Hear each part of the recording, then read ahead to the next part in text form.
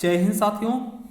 स्वागत है आप सभी का हमारे YouTube चैनल ज्ञान आरबीएल में। दोस्तों, आपको पता है कि आपके जो आगामी वैकेंसी हैं, चाहे वो यूपी पुलिस हो, फिर से यूपीएसआई की जो 850 वैकेंसी आने वाली हैं, लेखपाल और वीडियो, या फिर दोस्तों सी टेट, यूपी टेट और फॉरेस्ट गार्ड, सभी के लिए दोस्तों आपको पता है हम नए तरीके से एकदम दोस्तों संशोधित तरीके से हिंदी का बैच हमने लॉन्च किया है, संपूर्ण हिंदी ज्ञान बैच 2022 के नाम से। इसमें आपको फ्री ऑफ कॉस्ट दोस्तों संपूर्ण हिंदी पढ़ाई जाएगी, जिसमें हम साहित्य भी कवर करने वाले हैं। तो आपको बता दें, आज ये आपकी चौथी क्लास है, क्या 4th नंबर की क्लास है। और आपको बता दें कि आप लोगों की अगर दोस्तों आप लोग सहयोग करते हैं तो हम इसको निरंतर जारी करेंगे। ठीक है, सहयोग करना दोस्तों, आपको शेयर करना है वीडियो को, ठीक है, और ज्यादा से ज्यादा लोगों को जोड़ना है। ठीक है, तो चलिए दोस्तों, आज इस वीडियो में हम राजभाषा के बारे में देखेंगे। उसके अलावा दोस्तों शास्त्रीय भाषा क्या है, और ये भी देखेंगे कि कौन से क्वेश्चन दोस्तों आपके यूपीएसआई में 2021 में पूछे गए। क्योंकि आपको बता दें कि जो ये बैच हम चला रहे हैं, इसमें दोस्तों जो 2021 में क्वेश्चन पूछे गए उनको भी हमने इसमें डाला है, पुटअप किया है। क्योंकि दोस्तों कहीं से भी क्वेश्चन बन सकते हैं, और जहां जहां से भी क्वेश्चन बने हैं उन सबको हमने इसमें शामिल करने की कोशिश की है। तो चलिए दोस्तों शुरू करते हैं इस वीडियो को। उसके पहले बता दें आपको कि अगर आप पहली बार जुड़े दोस्तों, जाइए हमारे चैनल के प्लेलिस्ट पर दोस्तों, या फिर दोस्तों जाइए डिस्क्रिप्शन में, वहां लिंक मिल जाएगा, और ये आपको मिल जाएगा संपूर्ण हिंदी ज्ञान बैच 2022 के नाम से। और इस पर आप जाकर के दोस्तों एक क्रम में लगी हुई वीडियो मिल जाएंगी। अभी तक दोस्तों आज हमारी चौथी वीडियो है, ये बढ़ती जाएंगी धीरे धीरे। ठीक है, इसलिए अभी से आप क्या करिए, इनको देखिए दोस्तों। और अगर दोस्तों आप पेपर में बैठेंगे तो यकीन मानिएगा आपसे कोई क्वेश्चन बाहर नहीं जाएगा दोस्तों। तो चलिए शुरू करते हैं आज के इस वीडियो को। एक बार जरूर जाइए प्लेलिस्ट पर संपूर्ण हिंदी ज्ञान बैच के नाम से, या फिर इसका लिंक भी हम डिस्क्रिप्शन में दे देंगे। चलिए शुरू करते हैं आज के इस वीडियो को। दोस्तों आज हम देखेंगे राजभाषा। ठीक है, राजभाषा आपको पता है ये संविधान का भी चैप्टर है, मगर हिंदी में यहाँ से बहुत सारे क्वेश्चन बनते हैं, इसलिए इसको पढ़ना जरूरी है। देखिए राजभाषा होता क्या है। राजभाषा का शाब्दिक अर्थ अगर हम देखते हैं तो राजकाज की भाषा, यानी कि जो राजकाज की भाषा, यानी हम अगर इसको कहना चाहें तो जो भाषा देश के राजकीय कार्यों के लिए प्रयुक्त होती है वो राजभाषा कहलाती है। दोस्तों इसी को देखिए वो राजभाषा कहलाती है। जैसे कि दोस्तों आपको पता है पहले जमाने में क्या होता था दोस्तों, राजा और महाराजा होते थे, नवाब होते थे दोस्तों, उनके जमाने में जिसे हम दरबारी भाषा कहते थे उसी को हम आज राजभाषा कह सकते हैं। जिस प्रकार से राजाओं महाराजाओं के यहाँ दोस्तों दरबारी भाषा होती थी, उसी तरह राज्यों में राजभाषा भी होती है जिसमें राज के कार्य होते हैं। और एक चीज बता दें दोस्तों आपको कि दोस्तों अपने यूपी की बात करते हैं तो ये भी क्वेश्चन पूछा था। यूपी की दोस्तों 2 राजभाषाएं हैं। ठीक है, पहला है दोस्तों हिंदी और दूसरी है दोस्तों उर्दू। क्या है दूसरी? उर्दू है दोस्तों। कब? 1989 में। ठीक, घोषित की गई। ये 2 राजभाषा पूछाती हैं ज्यादातर दोस्तों। उर्दू पूछाता है कि राज की दूसरी राजभाषा कौन सी है, तो दोस्तों क्या है? उर्दू है।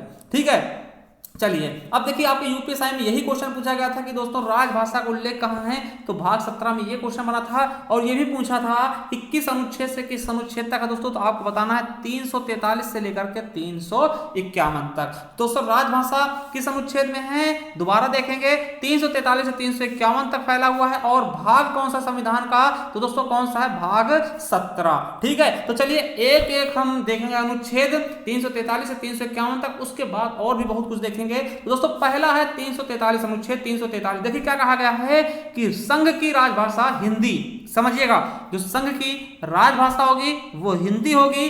और किस लिपि में लिखी जाएगी दोस्तों? देवनागरी लिपि में। आपको पता है कि हिंदी किस में लिखी जाती है?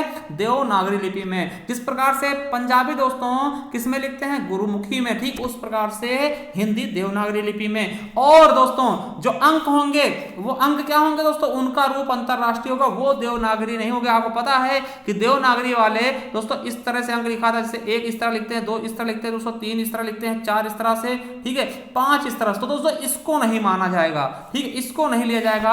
कौन से अंक निर्धारित किया गया दोस्तों? 1 जो 1 2 3 वाले। ठीक है, ये अंतरराष्ट्रीय होते, क्योंकि दोस्तों हमको मान लिया कि हमें बाहर से व्यापार करना है। ठीक है, विदेशों से व्यापार करना दोस्तों, अगर हम इस भाषा में लिखेंगे 1 2 3, ठीक है, 1 2 3 इस भाषा में लिखेंगे दोस्तों, तो बाहर के लोग इसको पहचान नहीं पाएंगे। ठीक, इसलिए दोस्तों कुछ ना कुछ सोच समझ के अंतरराष्ट्रीय अंकों का रूप क्या होगा?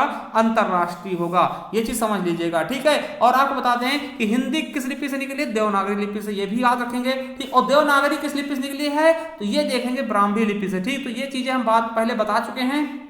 ठीक है, उनको हम अब दोबारा रिपीट नहीं करेंगे। ठीक है, तो ये याद रखेंगे। 343 में क्या कहा, संघ की राजभाषा, और भाषा कौन सी होगी, हिंदी होगी, और लिपि कौन सी होगी, देवनागरी होगी। ठीक है, चलिए, और जो अंक है दोस्तों वो अंतरराष्ट्रीय पद्धति पर आधारित होंगे, वो हमने बता दे। देखिए ये क्वेश्चन भी पूछा गया था कि संविधान के लागू होने के 15 वर्ष तक दोस्तों अंग्रेजी का प्रयोग जारी रहेगा। दोस्तों ये यूपीएसआई में पूछा गया था। ये क्वेश्चन था कि दोस्तों किस अनुच्छेद में कहा गया कि संविधान के लागू होने के 15 वर्ष तक दोस्तों अंग्रेजी का प्रयोग जारी रहेगा, तो किस अनुच्छेद में कहा गया, 343 में। और आपको बता दें दोस्तों 15 वर्ष के उपरांत भी दोस्तों संघ प्रयोजन विशेष के लिए अंग्रेजी भाषा का प्रयोग कर सकता है। जैसे कि आपको पता है कि 1965 में दोस्तों आजाद होने के 1965 का दोस्तों 15 वर्ष हो गए थे, मगर अभी भी दोस्तों क्या है, अंग्रेजी समाप्त नहीं की गई है। तो ये रीजन क्या है, यही रीजन है। ठीक है, यानी 15 वर्ष के उपरांत भी संघ प्रयोजन विशेष के लिए अंग्रेजी भाषा का प्रयोग कर सकता है। तो ये क्वेश्चन आपको पूछा गया किस अनुच्छेद में है, तो 343 में लिखा गया है साफ साफ। ठीक है, तो ये क्वेश्चन आपका यूपीएसआई में पूछा जा चुका है। चलिए आगे देखते हैं। अब देखिए ये चीज समझिएगा, यहां से भी क्वेश्चन बने हैं। देखिए संविधान के लागू होने के 5 वर्ष पश्चात, यानी कि जब संविधान लागू हुआ था हमारा 1950 में, उसके 5 वर्ष यानी 1955 में, पुनः 10 वर्ष बाद यानी कि फिर 55 के बाद दोस्तों 65 में। ठीक है, यानी कि 1955 और दोस्तों 65 में, ठीक है, पश्चात राष्ट्रपति एक आयोग की स्थापना करेगा जो हिंदी भाषी प्रगामी प्रयोग के संबंध में दोस्तों अंग्रेजी प्रयोग को सीमित करने व अन्य मामलों की सिफारिश करेगा। यानी एक चीज कहा गया था इसमें साफ साफ कि दोस्तों जब इसके संविधान लागू होने के 5 साल पूरे होंगे तब राष्ट्रपति एक आयोग की स्थापना करेगा, और जब 10 साल हो जाएंगे फिर से एक आयोग की स्थापना करेगा जो क्या करेगा, हिंदी भाषा को दोस्तों बढ़ावा देगा और अंग्रेजी भाषा को थोड़ा सीमित करेगा, यानी अंग्रेजी भाषा में थोड़ी कमी लाएगा। ठीक है, तो दोस्तों आपको बता दें कि हमारा संविधान 1950 में लागू हुआ। तो दोस्तों हमारा संविधान 1950 में लागू हुआ। ठीक है, तो उसके बाद दोस्तों 5 साल आपके कब पूरे होते हैं इसके अनुसार, तो 1955 में। तो 1955 में याद रखेंगे प्रथम राजभाषा आयोग का गठन कब हुआ, तो दोस्तों कब हुआ, 1955 में। याद रखेंगे प्रथम राजभाषा आयोग का गठन कब हुआ, 1955 में। किसके द्वारा, तो राष्ट्रपति जी द्वारा घोषित किया, जैसे कि इसमें बताया गया राष्ट्रपति आयोग का गठन करेगा। और दोस्तों जिसका अध्यक्ष इसको बनाएगा तो बीजी खेर को दोस्तों, ठीक है, बाल गंगाधर खेर को दोस्तों याद रखेंगे।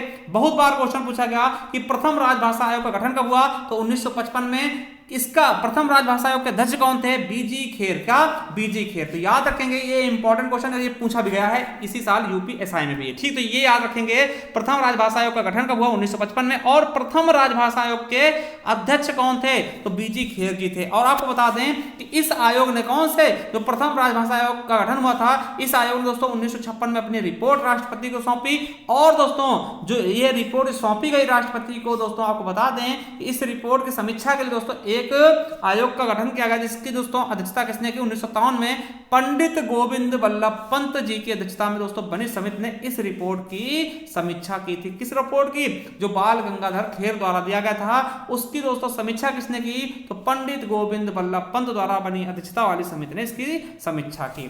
ठीक है, चलिए तो दोस्तों एक चीज और याद रखेंगे, ये पूछा जाता है, देखिए इसी परिणाम स्वरूप क्या हुआ दोस्तों, संसद ने राजभाषा अधिनियम 1963 को अधिनियमित किया। दोस्तों पूछ सकते हैं राजभाषा अधिनियम कब आया, तो 1963। ठीक, ये आपके लिए केवल क्वेश्चन हमने डाल दिया है। ठीक है, चलिए अब देखिए अनुच्छेद 344 कहता है कि राजभाषा के संबंध में आयोग और संसद की समिति, दोस्तों मतलब राजभाषा को कैसे क्या किया जाए दोस्तों, उसके लिए आयोग जो बनेगा, संसद समिति बना सकती है, वो सब चीजें किसमें बनाई गई हैं, 344 में। ठीक है, राज्य की, अब देखिए 345 में क्या है, राज्य की राजभाषा या राजभाषाएं। दोस्तों आपको पता है कि एक राज्य की एक से अधिक राजभाषाएं भी हो सकती हैं, जैसा कि आपको पता है अपने उत्तर प्रदेश के। दोस्तों ये भी क्वेश्चन पूछा गया यूपीएसआई में, तो याद रखेंगे 345 में। अब देखिए 346 क्या कहता है कि एक राज्य और दूसरे राज्यों के, ठीक है, एक राज्य और दूसरे राज्यों के बीच या किसी राज्य और केंद्र के बीच, है ना, सॉरी संघ शासित केंद्र के मतलब संघ शासित प्रदेश के बीच पत्राचार, है ना, पत्रादि की राजभाषा। मतलब दोस्तों अगर एक राज्य मान लिया यूपी है दोस्तों और इधर क्या है बिहार, तो इनके बीच किस भाषा में बात होगी, ठीक, उसके बारे में बताया गया। या फिर दोस्तों यूपी और दिल्ली है दोस्तों, दिल्ली है, तो इनके बीच, क्योंकि ये क्या है दोस्तों यूटी है, संघ प्रदेश है, ठीक है, तो इनके बीच में कैसे बात होगी, इन सब के बारे में 346 में बताया गया है। ठीक है, चलिए अगला है 347। अब आर्टिकल 347 क्या कहता है, किसी राज्य की जनसंख्या के किसी अनुभाग द्वारा बोली जाने वाली भाषा के संबंध में विशेष उपबंध। दोस्तों कि दोस्तों किसी राज्य की जो जनसंख्या है उसके किसी अनुभाग में दोस्तों कौन सी बोली बोली जाती है दोस्तों, उसके बारे में बताया गया किसमें, 347 में। ठीक है, आर्टिकल 347 में। और दोस्तों 348 क्या कहता है, अनुच्छेद 348, ये भी पूछा गया दोस्तों, ये इंपॉर्टेंट है, ये क्वेश्चन आपके यूपीएसआई में पूछा गया है। ठीक, तो ये याद रखेंगे, यूपीएसआई 2021 से पूछा गया कि उच्चतम न्यायालय और उच्च न्यायालयों में और दोस्तों अधिनियमों, विधेयकों आदि के लिए प्रयोग की जाने वाली भाषा का मतलब उल्लेख किसमें है, तो आर्टिकल 348 में। मतलब जो सुप्रीम कोर्ट है, हाई कोर्ट है, या फिर दोस्तों कोई विधेयक है और अधिनियम है दोस्तों, वो किसमें प्रयोग की जाएंगे दोस्तों, उनके लिए भाषा का प्रयोग किसमें बताया गया है, आर्टिकल 348 में। चलिए अगला है 349। दोस्तों ये क्या है, तो भाषा से संबंधित कुछ विधियां अधिनियमित करने के विशेष प्रक्रिया। दोस्तों ये आपका 349 में, ज्यादा इंपॉर्टेंट है नहीं, जो इंपॉर्टेंट होगा हम आपको बिल्कुल सूचित करेंगे। ठीक है, चलिए अगला अनुच्छेद है 350। देखिए इसमें क्या है, व्यथा निवारण के लिए किसी भी भाषा में आवेदन स्वीकार किया जाएगा। दोस्तों व्यथा निवारण के लिए दोस्तों, ठीक है, ये चीज याद रखिएगा दोस्तों, शिकायत यानी शिकायत के लिए दोस्तों किसी भी भाषा, मान ले दोस्तों कोई तमिल से दोस्तों वो अंग्रेजी में नहीं जानता दोस्तों, या फिर बंगाल से तो बंगाली में देगा दोस्तों, उसको भी स्वीकार किया जाएगा। ये सब चीजें आपको पता होनी चाहिए। किसमें बताएगा, 350 में। और वही बात करते 351, मोस्ट इंपॉर्टेंट, कई बार पूछा गया है, इसको रट लीजिएगा। 351 में क्या कहा गया है कि हिंदी भाषा के विकास के लिए निर्देश। आपको बता दें कि दोस्तों इस आर्टिकल के तहत बताया गया कि भैया हिंदी भाषा के विकास के लिए दोस्तों आप जो कर सकते हैं वो करिए। ठीक है, और आपको बता दें इन्हीं के तहत दोस्तों आपको पता है कि विश्व हिंदी सम्मेलन भी होते हैं, जिससे हिंदी को बढ़ावा दिया जा सके, बहुत सारी समितियां बनाई जाती हैं। ठीक है, तो वो सब निर्देश किसमें देगा दोस्तों, कि हिंदी भाषा के विकास के लिए कोई चीज आप कर सकते हैं तो करिए दोस्तों, वो बताएगा आपका 351 में। ये आपके यूपीएसआई 2021 में कई बार पूछा गया। अब देखिए दोस्तों भाषा संबंधी क्वेश्चन दोस्तों आपके यहां से बहुत पूछेगा 8वीं अनुसूची से, कि कौन सी भाषा आपकी है और कौन सी अनुसूची में नहीं शामिल है। तो इसे हम देखेंगे। आपको बता दें जब हमारा संविधान बना था तो तब दोस्तों मूल संविधान में दोस्तों आपके 8वीं अनुसूची में 14 भाषाएं ही थी दोस्तों। ठीक है, संवैधानिक भाषाएं को बोल सकते हैं। ठीक है, तो 14 ही भाषाएं थी। अब वर्तमान में दोस्तों 22 हो गई हैं दोस्तों। कितनी हो गई हैं, 22 हो गई दोस्तों। 8 भाषाएं अलग से जोड़ी गई, तो उनका हम सन समेत सब याद रखें, कब और क्यों जोड़ी गई, मतलब कब और कितनी जोड़ी गई। तो दोस्तों चलिए बताते हैं। देखिए पहले देखते 14 भाषाएं कौन सी थी, उनको रख लेंगे। देखिए असमिया हो गई, असम की, बांग्ला बंगाल की, गुजराती गुजरात की, हिंदी हो गई अपनी दोस्तों। ठीक है, हिंदी दोस्तों लगभग 10 राज्यों में बोली जाती है। और कन्नड़ हो गई दोस्तों, कश्मीरी, मराठी, मलयालम, उड़िया, पंजाबी, संस्कृत, तमिल, तेलुगु और उर्दू। दोस्तों ये हैं 14 भाषाएं जो दोस्तों पहले से ही थी। इनको दोस्तों आपको रटना है, रट लीजिएगा कैसे भी करके, आप तो याद करिए इनको। ठीक है, क्योंकि यहां से क्वेश्चन पूछता कौन सा नहीं है। ठीक है, तो आपके लिए प्रॉब्लम क्रिएट हो सकती है। तो ये 14 हो गई। अब देखिए 15वीं भाषा कब जोड़ी गई, तो 21वां संविधान संशोधन 1967 में दोस्तों सिंधी को जोड़ा गया। ये क्वेश्चन भी पूछा गया। ठीक है, 21वां संविधान संशोधन द्वारा सिंधी जोड़ा गया। ठीक है, तो कितनी हो गई, अब 15 हो गई। ठीक है, अब देखिए 71वां संशोधन द्वारा दोस्तों क्या जोड़ा गया, नमक, ना से नमक याद रखेंगे, नेपाली, ना से नेपाली, मा से मणिपुरी और का से कोंकणी। तो नमक जोड़ी गई कब, 71वें संविधान संशोधन 1992 में दोस्तों। ये भी यूपीएसआई में पूछा गया। तो दोस्तों कितनी हो गई, 15 3 18 हो गई। अब दोस्तों 92वां संविधान संशोधन हुआ जिसमें 4 और जोड़ दी गई, तो 18 4 22 जाएंगे। कौन कौन सी, बोडो, डोगरी, मैथिली, संथाली। कौन सी, बोडो, डोगरी, मैथिली, संथाली। दोस्तों हो गई आपकी टोटल 22 भाषाएं। दोबारा देखते हैं, 21वें द्वारा सिंधी, 71वें द्वारा नेपाली, मणिपुरी, कोंकणी यानी नमक, और 92वां द्वारा दोस्तों बोडो, डोगरी, मैथिली, संथाली। तो ये दोस्तों टोटल हो गए आपके 14 और दोस्तों ये 8। कितने हो गए दोस्तों, पूरे 22। ठीक है, अब देखिए क्वेश्चन बहुत पूछे गए इस बार यूपीएसआई में। यहां से दोस्तों लगभग कई शिफ्टों में पूछे गए कि देखिए ये पूछेंगे कि निम्नलिखित में से 8वीं सूची में कौन सी भाषा शामिल नहीं है। तो कुछ भाषा हम आपको दिखा रहे हैं दोस्तों जो कि आपके पेपर में पूछे गए हैं। दोस्तों राजस्थानी नहीं है, राजस्थानी कई बार पूछा गया कि निम्नलिखित में से कौन सी भाषा आपके 8वीं सूची में शामिल है, तो राजस्थानी नहीं है। भोजपुरी नहीं है, अंग्रेजी नहीं दोस्तों, अंग्रेजी देखते लोग कहते नहीं ये शामिल होगी, नहीं है भैया, मिजो नहीं शामिल है, ये भी पूछा गया, और तुलु भाषा दोस्तों ये पूछे गए हैं। तो ये आपके यूपीएसआई में हर एक शिफ्ट में पूछे गए यही क्वेश्चन दोस्तों, आपको रिपीटेड थे। आप देख सकते हैं प्रीवियस ईयर पेपर, आप देख सकते हैं 2021 पेपर अगर आपने दिया होगा आपको पता होगा ये सभी के सभी पूछे गए हैं कि कौन से शामिल नहीं है, और ज्यादातर ऑप्शन यही होते हैं। तो आप इनको ना याद करिए, आप इन्हीं को याद कर ले, बहुत बड़ी बात है, ठीक है। तो ये हमने शॉर्ट में आपको बता दिया है कि ये दोस्तों 8वें सूची में शामिल नहीं है। चलिए अब एक बात करते हैं दोस्तों शास्त्रीय भाषा के बारे में। देखिए शास्त्रीय भाषा के बारे में याद रखेंगे, आपकी 6 लगभग शास्त्रीय भाषाएं दोस्तों, ठीक, तो इनको याद कर लेंगे, कभी पूछ सकते हैं। देखिए 2004 में भारत सरकार ने एक नए भाषा वर्ग यानी शास्त्रीय भाषाओं को बनाने का फैसला किया था, और 2006 से दोस्तों इन्हें शास्त्रीय भाषा का दर्जा देने के लिए जो मापदंड तय किए गए। अब देखिए किसको दिया जाएगा भैया, सबको थोड़ी दे सकते हैं, तो किनको दिया जाएगा शास्त्रीय भाषा, तो आपको बता दें किसी भी भाषा को शास्त्रीय भाषा घोषित करने जो आधार होगा दोस्तों, आपको बता दें कि दोस्तों कम से कम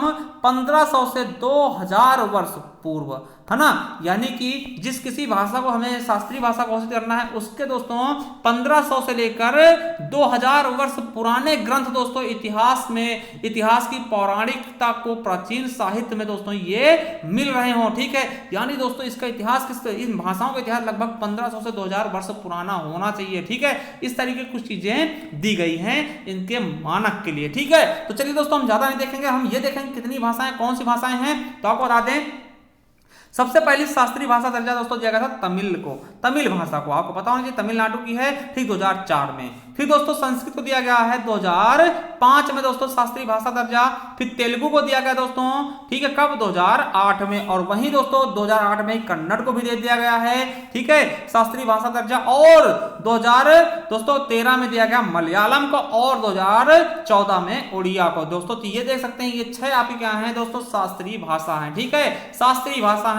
तो याद रखेंगे 8वीं अनुसूची में कितनी है, 22 हैं, और आपकी शास्त्रीय भाषा कितनी अभी दोस्तों 6 हैं। तो याद रखेंगे तमिल, संस्कृत, तेलुगु, तमिल, संस्कृत, तेलुगु, कन्नड़, मलयालम, उड़िया, ठीक है, तमिल, संस्कृत, तेलुगु, कन्नड़, मलयालम, उड़िया दोस्तों ऐसे याद करेंगे तो याद हो जाएगा, और यहां से आपके क्वेश्चन बनते हैं, ठीक है। तो याद रखेंगे बिल्कुल अच्छा दोस्तों। चलिए ये कुछ वन लाइनर क्वेश्चन जो आपके यूपीएसआई में पूछे गए हैं इनको भी देख लेते हैं। देखिए राजभाषा विभाग भारत सरकार के गृह मंत्रालय के अंतर्गत रहता है दोस्तों। ये क्वेश्चन पूछा गया था कि राजभाषा विभाग भारत सरकार के किस मंत्रालय के अंतर्गत आता है, गृह मंत्रालय। देखिए ये क्वेश्चन आपके यूपीएसआई में पूछेगा इसी साल के, ठीक है, जो भी दिसंबर तक पेपर चले हैं, ठीक है। अगला है राजभाषा प्रगामी प्रयोग की समीक्षार्थक गठित संसदीय राजभाषा समिति की अध्यक्षता कौन करता है, तो गृह मंत्री करता है। ये क्वेश्चन आपका पूछा गया है, ठीक, आपके यूपीएसआई में। अगला है वैज्ञानिक तथा तकनीकी शब्दावली आयोग भारत सरकार के शिक्षा मंत्रालय के अंतर्गत आता है। ये भी आपके यूपीएसआई में पूछा गया है, ये भी याद रखेंगे। पूछा गया था कि वैज्ञानिक तथा तकनीकी शब्दावली आयोग भारत सरकार के किस मंत्रालय के अंतर्गत आता है दोस्तों, किसके, शिक्षा मंत्रालय के अंतर्गत। चलिए अगला है कि केंद्र सरकारी कर्मचारियों के हिंदी प्रशिक्षण हेतु गठित केंद्रीय हिंदी प्रशिक्षण संस्थान दोस्तों किस विभाग के अंतर्गत कार्यरत होता है दोस्तों, तो राजभाषा विभाग के अंतर्गत, ठीक, कार्यरत रहता है। ये भी क्वेश्चन आपके यूपीएसआई 2021 में पूछा गया था। अब देखिए ये क्वेश्चन भी पूछा गया था कि भारतीय संविधान के किस अनुच्छेद में उल्लेख मिलता है कि संविधान के लागू होने के 15 वर्षों तक दोस्तों अंग्रेजी भाषा का ही प्रयोग जारी रहेगा दोस्तों। तो आर्टिकल 343 दोस्तों यूपीएसआई में पूछा गया क्वेश्चन है इसी साल का, ठीक है। अगला दोस्तों भाषा के आधार पर गठित होने वाला पहला राज्य कौन सा है, तो आंध्र प्रदेश है दोस्तों। ये भी पूछा गया है, तो ये भी याद रखेंगे। अगला है केंद्रीय हिंदी समिति की अध्यक्षता कौन करता है, तो केंद्रीय हिंदी समिति की अध्यक्षता कौन करता है, तो आपका प्रधानमंत्री 2021 में पूछा गया क्वेश्चन, ठीक है। अगला क्वेश्चन था भारत भाषा पत्रिका का प्रकाशन कहां से होता है दोस्तों, प्रकाशक कहां से होता है, तो केंद्रीय हिंदी निदेशालय दोस्तों। ये भी यूपीएसआई क्वेश्चन है। अगला था वागर्थ पत्रिका का प्रकाशन कहां से हुआ, तो भारतीय भाषा परिषद से दोस्तों, यूपीएसआई में पूछा गया था। अगला है गवेषणा भाषा का प्रकाशन दोस्तों कहां से हुआ, तो केंद्रीय भाषा संस्थान आगरा से। अगला है विश्व हिंदी सचिवालय कहां है, तो मॉरिशस में दोस्तों, ठीक है। और देखिए क्वेश्चन पूछा गया था कि समकालीन भारतीय साहित्य पत्रिका का प्रकाशन कहां से होता है दोस्तों, तो साहित्य अकादमी से 2021 में पूछा गया क्वेश्चन है। अगला है गगनांचल हिंदी पत्रिका के प्रकाशक कौन है दोस्तों, तो कहां से प्रकाशित होता है, तो भारतीय सांस्कृतिक संबंध परिषद से। ये भी क्वेश्चन पूछा गया है। अगला है राष्ट्रीय अनुवाद मिशन स्थित दोस्तों कहां है, तो मैसूर में दोस्तों। ये भी आपके यूपीएसआई का क्वेश्चन है, याद रखें कहां, मैसूर से। अगला दोस्तों पूछा गया था गणेश शंकर विद्यार्थी पुरस्कार किस क्षेत्र में दिया जाता है दोस्तों, गणेश शंकर विद्यार्थी पुरस्कार किस क्षेत्र में आता है? वो आपका दिया था किसमें? पत्रकारिता के क्षेत्र में। अगला क्वेश्चन था कि भाषा साहित्य व बाल साहित्य सम्मान किसके द्वारा प्रदान किया था? किस संस्थान द्वारा दिया था दोस्तों? किसके? साहित्य अकादमी संस्थान द्वारा ये प्रदान किया जाता है। अगला था खड़ग विलास प्रेस कहाँ है दोस्तों? कहाँ संबंधित है? तो पटना से। कहाँ से दोस्तों? पटना संबंधित। अगला था केंद्रीय हिंदी निदेशालय का मुख्यालय कहाँ है? तो नई दिल्ली में है। ये भी क्वेश्चन पूछा गया। एक क्वेश्चन था कि हिंदी का प्रहरी किसको कहते हैं? तो हिंदी का प्रहरी किसको कहते हैं? तो पुरुषोत्तम दास टंडन जी को। और देखिए ये क्वेश्चन भी था कि चंद्रकांता ऐसी रचना दोस्तों जिसके बारे में ये कहा जाता है कि इसको पढ़ने के लिए बहुत से लोगों ने दोस्तों हिंदी सीखी है। मतलब इस रचना को पढ़ने के लिए बहुत से लोगों ने हिंदी सीखी है। देखिए कितनी अच्छी बात है। अब देखिए एक क्वेश्चन हम कहेंगे आपके लिए छोड़ जा रहे हैं कि देखिए हिंदी का पाणिनि किसको कहते हैं?